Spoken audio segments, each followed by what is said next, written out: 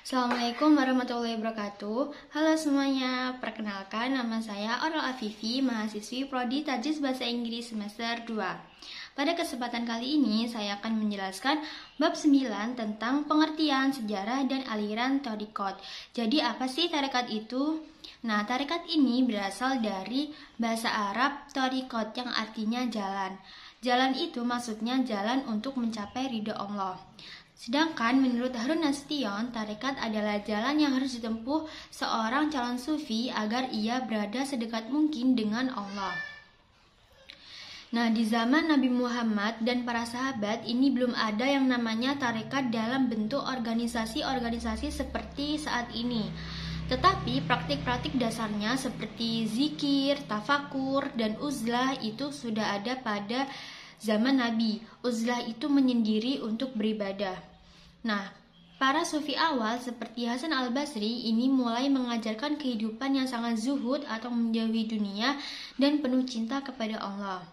Nah, memasuki abad ke-12 dan seterusnya, tarekat ini mulai terbentuk secara lebih sistematis.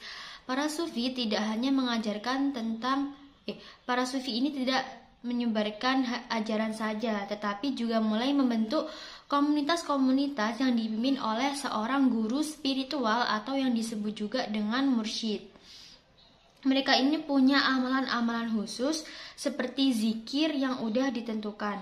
Nah, tarekat-tarekat besar ini muncul di berbagai wilayah seperti Qadariyah di Baghdad, Naqsabandiyah di Asia Tengah.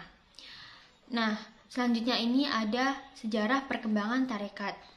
Di Indonesia ini, tarekat ini dibawa oleh para ulama dan juga wali songo sejak awal masuknya Islam sekitar abad ke-13 melalui pesantren, kerajaan Islam, dan melalui jalur perdagangan juga. Salah satu yang terkenal banget di sini adalah tarekat Qadariyah dan tarekat Naqsabandiyah yang nyatuin dua tarekat besar.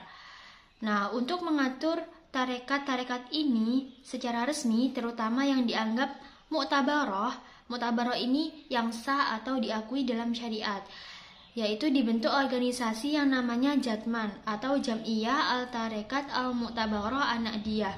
Jatman ini bagian dari Nahdlatul Ulama atau NU. Nah, selanjutnya itu ada proses mengikuti tarekat.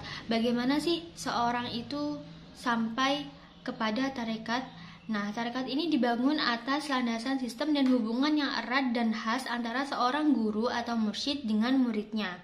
Hubungan mursyid dan murid ini dianggap sebagai pilar terpenting dalam organisasi tarekat. Jadi kalau ada mursyid itu pasti ada murid, kalau ada murid pasti ada mursyidnya. Itu yang disebut dengan tarekat. Hubungan tersebut diawali dengan pernyataan kesetiaan atau baiat. Jadi seseorang yang akan mendalami tarekat itu melalui proses baiat terlebih dahulu. Baiat ini mereka itu diberi amalan-amalan khusus gitu, seperti zikir harian, wirid, seperti latihan spiritual, serta halwat atau menyepi. Nah, dalam perjalanannya, murid itu dituntut untuk membersihkan hati, menjauhi dosa, dan mengembangkan kesadaran batin. Proses ini bersifat bertahap dan berlangsung seumur hidup. Selanjutnya itu ada macam-macam tarekat. Para pelaku tarekat ini perlu mempunyai pemahaman tentang tarekat mu'tabaroh dan tarekat ghairu mu'tabaroh agar tidak terjebak pada tarekat yang salah yang tidak nyambung pada Nabi Muhammad. Jadi apa sih tarekat mu'tabaroh dan tarekat ghairu mu'tabaroh ini? Nah, tarekat mu'tabaroh ini adalah tarekat yang diakui karena sesuai dengan ajaran Islam atau syariat Islam, punya silsilah jelas sampai kepada Rasulullah dan dipimpin oleh mursyid yang sah, dipimpin oleh guru yang sah. Contohnya itu seperti tarekat Qadariyah, Naqsabandiyah, dan Saziliyah. Nah, sedangkan tarekat ghairu mu'tabaroh ini adalah tarekat yang tidak diakui karena tidak sah dan tidak mempunyai silsilah yang jelas sampai kepada Nabi Muhammad, seperti mengklaim tidak wajib sholat atau menyebarkan paham yang rancu. Jadi itu perbedaan keduanya.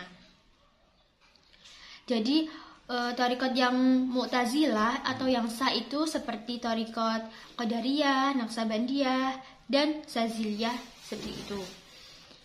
Nah, jadi kesimpulannya itu, tarekat adalah jalan spiritual dalam Islam yang ditempuh untuk mendekatkan diri kepada Allah melalui amalan-amalan khusus dan dengan dibimbing seorang mursyid atau guru. Tarekat berkembang dari praktik tasawuf sejak masa Islam dan mulai terorganisir sejak abad ke-12.